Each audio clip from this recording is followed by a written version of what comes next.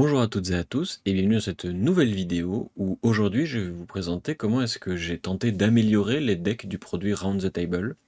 Pour resituer, le produit Round the Table est un produit qui a été fait en collaboration avec le Tolarian Community College, une chaîne de création de contenu autour des TCG sur YouTube. Et ils ont fabriqué ensemble, LSS et le Tolarian Community College, un produit qui est designé pour l'UPF, qui est destiné notamment aux nouveaux joueurs, et qui apporte des mécaniques pour le multijoueur, qui sont particulièrement agréables, et j'ai eu l'occasion de tester le produit, et du coup, d'avoir des pistes d'amélioration. J'ai tenté de me rapprocher de ce que je pense ressemble à ce que les decks voudraient faire. Évidemment, ce sont des versions des decks qui seront meilleures. Je ne les ai pas testés les uns contre les autres, du coup j'aurai un petit peu de mal vis-à-vis de l'équilibrage. Peut-être que l'un des quatre sortira du lot, et dans ce cas-là, il ne tient qu'à vous de le modifier pour l'ajuster en conséquence et rééquilibrer le produit, et notamment si vous souhaitez affronter vos amis avec. Le produit est très agréable à jouer, les decks sont différents avec des mécaniques intéressantes et justement je vais vous les présenter dans cette vidéo et rentrer un petit peu plus dans le détail des améliorations que j'ai voulu vous présenter. Le produit est constitué de 4 decks différents qui correspondent à 4 classes différentes et à 4 personnages, 3 nouveaux et une réimpression, le retour d'un ninja qu'on appréciait fortement. Et avec vous, je vais vous présenter comment est-ce qu'on peut modifier un peu les decks, comment est-ce qu'on peut les améliorer, qu'est-ce qu'on peut faire d'un petit peu différent, et on va essayer de pousser le concept à fond. Du coup, on va commencer par le professeur. Alors, le professeur, c'est professeur Teklovosen. Donc, en fait, c'est une version alternative de Teklovosen, le nouveau héros de Bright Lights, qui, ici, a la capacité, vos évos coûtent une ressource de moins pour chaque adversaire que vous avez, et vous pouvez jouer des évos de votre baniche. 4 points de vie, 20 points d'intellect, ça, tous les héros ont ces caractéristiques-là, comme ça c'est plus simple. L'intérêt du professeur, c'est que du coup, vos évos sont gratuits, tant que vous avez 3 adversaires. Je dis qu'ils sont gratuits parce qu'en vérité, vous ne voulez pas jouer d'Evo de Bright Lights. Vous préférez jouer les Evo classiques qu'il y a dans le produit, directement dans le deck, c'est-à-dire le set d'Evo Tecloscope, Energy Matrix, Rapid Fire et Scattershot, qui vont tous à leur manière modifier votre attaque de Tecloblaster pour la rendre plus menaçante. Tous ces Evo coûtent 3, du coup sont particulièrement bien dans le deck parce qu'ils sont gratuits en fait, tant que vous avez 3 adversaires. On Battle Worn, ce qui signifie qu'en plus vous gagnez pas mal de points de vie quand vous les jouez, et sont bleus, donc font de très bonnes ressources. Tous ces 4 évos sont excellents, donc le deck est tourné autour d'eux. De manière générale, le but du deck c'est d'abuser d'une certaine manière de la mécanique Evo Upgrade, qui est une mécanique de Teklovosen qui améliore vos cartes au fur et à mesure que vous êtes équipé d'Evo. Donc évidemment, le set d'Evo améliore votre Tecloblaster, qui au départ coûte 3, attaque à 2, peut attaquer une fois par tour, pas ouf. Mais quand vous êtes full stuff, vous pouvez attaquer n'importe quel joueur grâce au Tecloscope. Votre Tecloblaster tape à 5 au lieu de 2, ce qui est exceptionnel.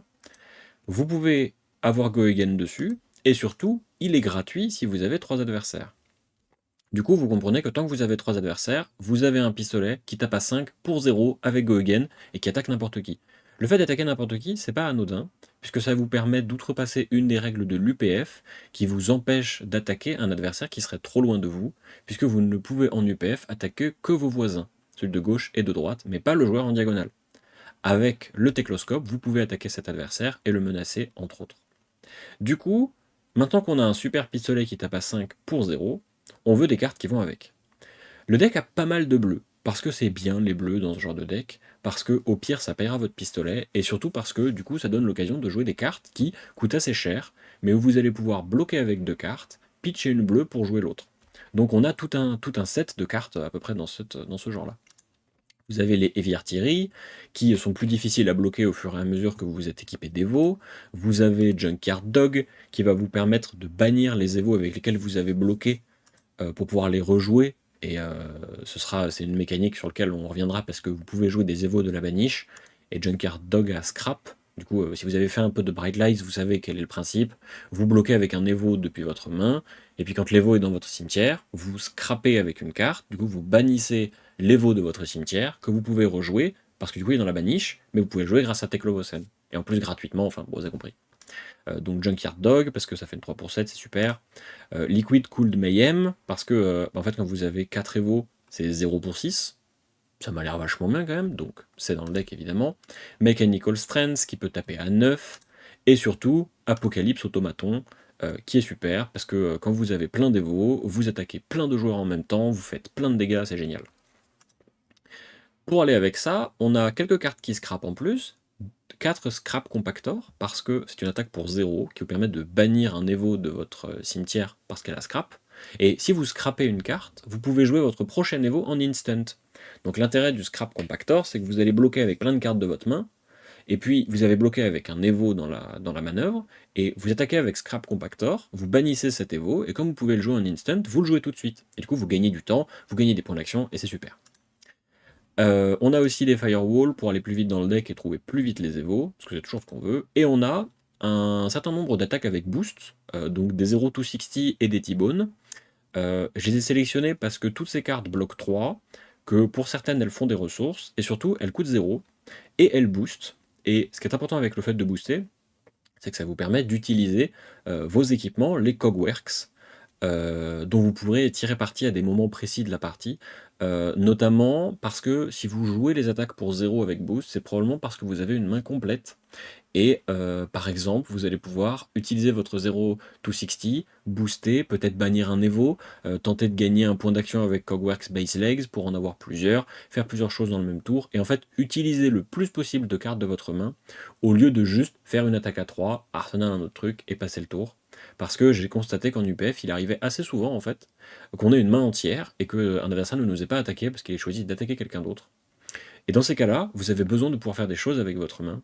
Et du coup, les T-Bone et les 0-260 sont là pour ça.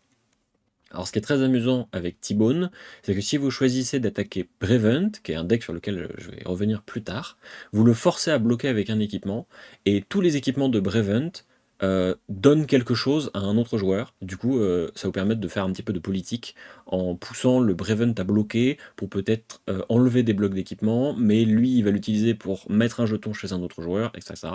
Du coup, ça fait de l'interaction, c'est marrant, tout ça. Voilà pour le deck, voilà pour le premier Teclovocen. Vous noterez qu'il n'y a aucune Majestic, la rareté la plus élevée que j'ai inclus dans ce deck là c'est rare. J'ai tenté d'améliorer les decks tout en restant dans une limite de budget pour que ce soit le plus accessible, pour que ce soit le plus intéressant, et surtout pour qu'on n'ait pas besoin de nous ruiner pour jouer dans ce format, puisque je considère que l'UPF, et notamment ce produit, c'est un produit pour s'amuser, c'est un produit pour kiffer, et du coup ça me paraissait important de maintenir quand même une limite de budget, surtout que des rares comme ça, de Bright Lights entre autres, si vous demandez gentiment à quelqu'un de votre communauté, ils pourront peut-être vous les donner ou vous les vendre. Donc c'est très facile de mettre la main dessus. Le seul deck qui échappe à cette règle, où il y a des M et pas mal en fait, c'est le deck Ninja sur lequel je reviendrai plus tard. Parce que ça me paraissait important pour le kiff qu'il y ait quelques M du coup dans ce deck pour rendre la mécanique sympa. Voilà pour Teclovocen. Du coup, on va pouvoir passer à Brevent. Alors Brevent, c'est le nouveau gardien de cette édition. Il a 4 d'intellect, 20 points de vie. Il dit, vous pouvez avoir n'importe quel nombre de chevaleries dans votre deck. Ça signifie que vous pouvez en avoir plus que 2. Ce qui est non négligeable, c'est vachement bien en fait. Et à chaque fois que vous protégez un autre héros, vous créez un jeton Might. Alors la mécanique de Protect, elle est liée à chevalerie et à quelques autres cartes que vous avez dans votre deck. C'est le fait que vous pouvez bloquer des dégâts qui ciblent un autre joueur. Normalement, dans Fashion Pod, vous ne pouvez bloquer que ce qui vous attaque, ce qui vous menace, mais grâce à Protect, vous pouvez protéger d'autres joueurs, et vous en tirez évidemment quelque chose, c'est-à-dire des jetons Might qui sont particulièrement bien pour booster certaines de vos attaques, et justement, je reviens dessus. Du coup, comme vous pouvez le constater, il y a un nombre non négligeable de chevaleries. Alors ce qui est un peu ennuyant avec cette modification-là, c'est que les chevaleries impliquent que soit vous avez acheté 2 produits Round the Table, soit vous les achetez à l'unité, parce que vous n'avez pas assez de chevalerie dans le deck de base pour en avoir autant. Ceci étant, il n'est pas négligeable enfin, c'est pas aberrant du tout de ne pas mettre de chevalerie et de laisser des bleus bloc 3 de gardien très classiques pour compenser le manque de chevalerie. Mais je trouvais ça intéressant d'utiliser à fond la mécanique pour protéger le plus souvent possible et pour activer votre marteau. Chevalerie, du coup, c'est un bloc, un nouveau type de carte qui ne peut servir qu'à bloquer. D'ailleurs, je vous informe qu'il ne faut surtout pas Arsenal en bloc, parce que du coup, vous bloquez votre Arsenal et vous ne pouvez plus rien faire avec. Donc c'est une bleue qui bloque 3 et qui a Protect, donc en fait, vous pouvez protéger un autre joueur avec les chevaleries. L'intérêt des chevaleries aussi, c'est que votre marteau coûte 3, et si vous avez une chevalerie dans votre zone de pitch, gagne plus 1 d'attaque, donc en fait c'est 3 pour 4, donc en fait c'est pour ça qu'il y a autant de chevaleries, et parce que c'est des bleus. Et du coup, la mécanique du deck, c'est taper, taper fort. En fait, vous allez passer un tour sur 2 à setup, et l'autre tour à taper fort. Les tours où vous allez setup, vous allez vous jouer des cartes comme Crashdown par exemple. Qui disent au début de votre tour, détruisez-la, puis la prochaine attaque de gardien que vous jouez ce tour-ci gagne plus 6 de patates. Earthlore Empowerment qui vous permet de taper, enfin la carte coûte 1 de moins et elle tape à plus 5. Mais de manière générale, les tours où vous allez setup, c'est les tours où vous allez beaucoup bloquer, mettre une carte rouge en arsenal, ou Eve un super Pulverize, parce que c'est quand même vachement drôle de mettre des attaques à 14. Et vous allez bloquer, mettre une carte dans votre arsenal, essayer de vous en sortir avec le plus de points de vie possible. Et au tour d'après, vous gardez le plus de cartes possible, et le plus intéressant évidemment, pour faire une grosse patate que vous avez à arsenal, du coup, parmi les cartes qu'il y a de base dans le deck, donc Colossal Bearing, Laid on the Law et Smack of Reality, mais j'ai ajouté des Disable pour menacer l'arsenal de votre adversaire, et des Thump, parce que Thump, en fait, c'est super quand vous avez des jetons Might. Parce que les jetons Might, au début de votre tour, se détruisent pour donner plus 1 à votre prochaine attaque. Et Thump dit, si l'attaque de Thump est supérieure à son attaque de base, Thump a Dominate, et s'il touche, le héros défausse une carte. Ça a l'air vachement bien quand même. Parce que du coup, 4, vous avez un Might qui trigger au début de votre tour, et soudainement ça devient un 7, et du coup ça a Dominate, et du coup ça fait défausser, et c'est exactement ce qu'on veut faire avec le deck. Donc vous avez les trucs comme ça, vous avez des super pummels, enfin un super pummel, pour encore plus tuer vos adversaires, et parce qu'une attaque-réaction c'est super cool. Et au niveau de l'équipement, je n'ai rien changé. La seule carte qui vaut son petit pesant de cacahuète, c'est Pulverize, mais ça me paraissait important de mettre une patate de forain dans le deck, donc attaque à 14, mais qui a Eve et qui coûte 10. Eve, ça signifie qu'en fait vous pouvez setup en pitchant une bleue au tour précédent, vous mettez Pulverize dans votre arsenal mais révélé, et vous faites 3 Seismic Surge qui du coup vont réduire le coût de Pulverize au tour d'après. Donc vous vous exposez un petit peu, mais c'est pas très grave, parce qu'en fait vous allez au pire prendre quelques points de dégâts, utiliser votre équipement pour bloquer, et là, patate de forain, 14 dans la tête d'un joueur, et c'est super. Et peut-être même plus d'ailleurs si vous avez des boosts. Voilà pour Brevent. J'ai pas trop modifié son équipement parce qu'il est très bien. Et voilà, j'ai un petit peu modifié le deck.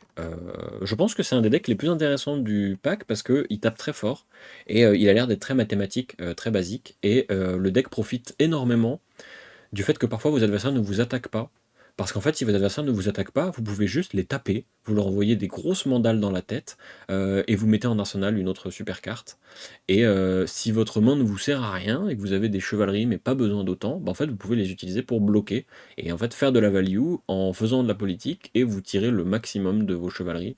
Je pense que c'est un deck qui fait pas mal de politique, et ça à mon avis c'est plutôt cool. Voilà pour Brevent. Alors du coup maintenant je vais passer au héros qui revient, donc c'est Ira. Ira c'est un ninja qui est l'incarnation du deck d'initiation du deck de Fab, qui du coup a 4 d'intellect, 20 points de vie, et dit votre seconde attaque chaque tour gagne plus 1 d'attaque. Donc en fait, le deck utilise beaucoup cette mécanique pour booster les Crouching Tiger, qui du coup aussi une mécanique qui revient, qui était là sur Everfest, il me semble, ou Dynasty, je ne sais plus. Je crois que c'était Everfest. Qui du coup, les Crouching Tiger sont en fait des jetons qui coûtent 0, qui attaquent à 0, qui ont Go Again et qui sont éphémères. Ça signifie que s'ils devaient aller au cimetière, ils cessent d'exister. Et en fait, vous utilisez Ira pour booster votre Crouching Tiger, parce que c'est votre deuxième attaque pour le tour, et faire des dégâts, menacer votre adversaire, etc. Donc tout le deck tourne autour des Crouching Tiger, évidemment. Donc vous avez les meilleures cartes pour créer des Crouching Tiger. Donc vous avez Mind State of Tiger, mais surtout Roar of the Tiger, qui crée un Crouching Tiger dans votre main, puis vos Crouching Tiger ont plus 1 d'attaque ce tour-ci. Les Tiger Eye Reflex qui bloquent de l'arsenal et qui créent des Crouching Tiger pour le tour suivant. Mais vous avez aussi Predatory Strike qui crée 3 Crouching Tiger et vous pouvez les jouer ce tour-ci.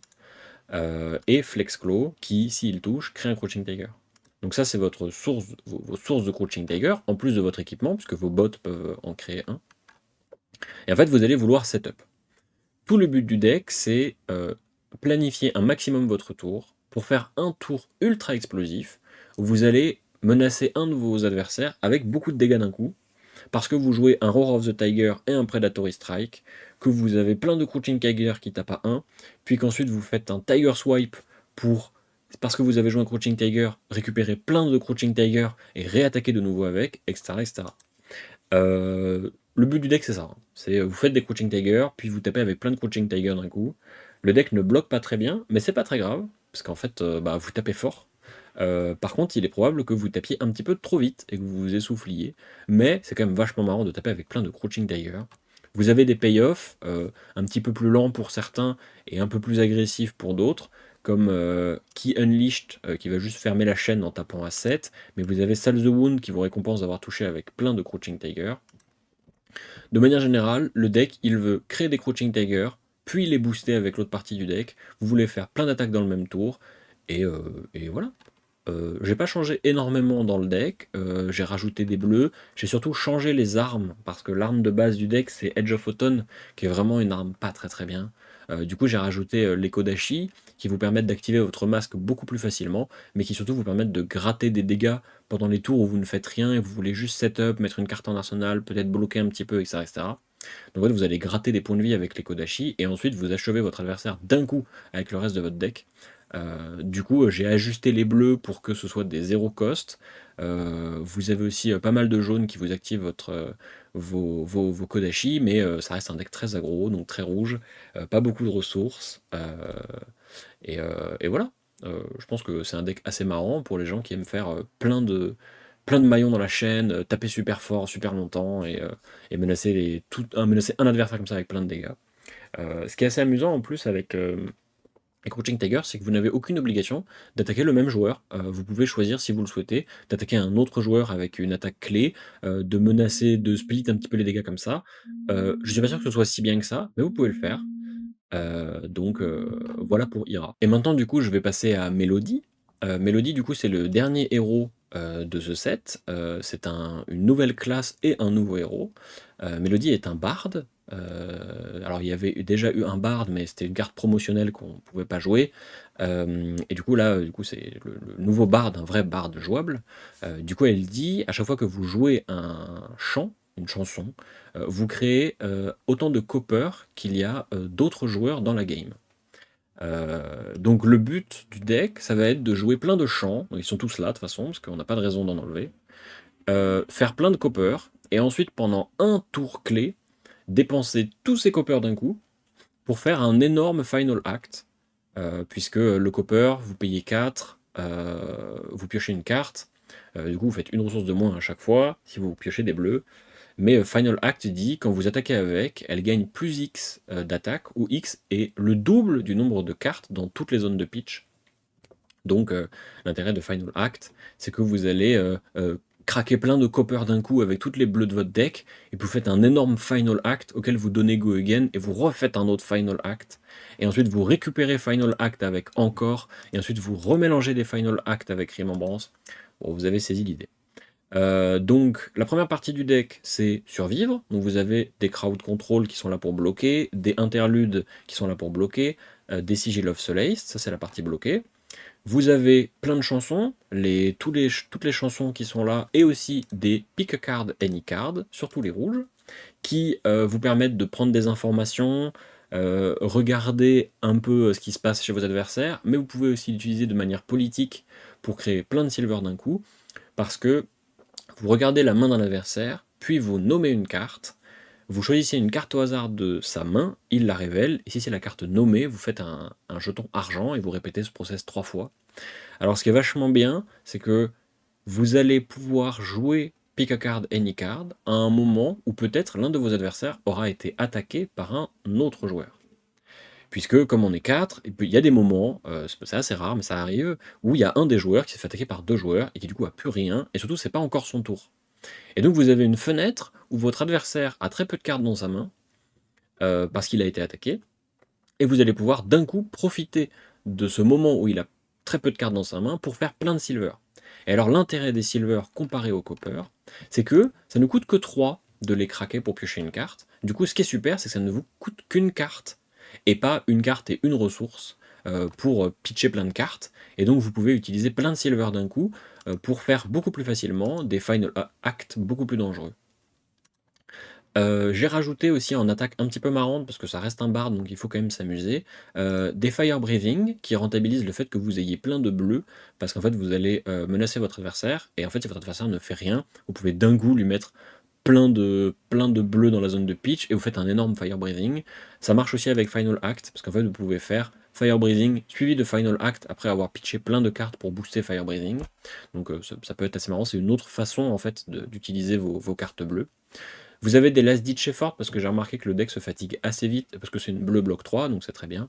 Et Cox Commotion, parce qu'il faut savoir s'amuser, et parce que c'est une arme un petit peu politique, le mieux étant souvent de créer un Quicken, parce que vous allez pouvoir donner Go Again à votre Final Act, ou une autre attaque du deck. Voilà, je pense que c'est un des decks les plus puissants pour ramasser une game, dans le sens où en fait vos adversaires vont assez souvent se taper entre eux. Si ils font pas trop attention à vous, vous êtes tranquille dans votre coin, vous faites plein de copper, vous avancez dans votre plan de jeu, et puis à un moment, boum, vous tapez un joueur, vous le tuez, boum, vous en tapez un autre, vous le tuez, et vous gagnez à peu près la partie à ce moment-là. Le deck sera probablement en difficulté si vos adversaires choisissent de vous focus et de vous taper très fort, mais même dans ce cas-là, je l'ai suffisamment modifié pour que vous puissiez vous défendre, parce que je trouve qu'un des défauts du deck de base, c'est qu'il défend très très mal. Donc j'ai enlevé les cartes qui défendaient pas trop, j'ai remis des cartes qui bloquent, qui vous font gagner des points de vie, etc., etc. Donc à mon avis, vous survivez vachement plus avec cette version du deck qu'avec la version originale. Bah voilà pour les decks. Évidemment, si vous avez des commentaires à me faire, si vous avez des retours à faire, si vous avez essayé le produit, ce que je vous conseille, parce que le produit, c'est vraiment un plaisir à jouer, n'hésitez pas à me le dire en commentaire, n'hésitez pas à me faire des retours ici, sur Discord, comme vous voulez. C'est un plaisir, évidemment, de vous avoir présenté ces trucs-là. J'espère que vous prendrez autant de plaisir que moi à jouer avec. Voilà, et puis bah, sur ce, à une prochaine fois.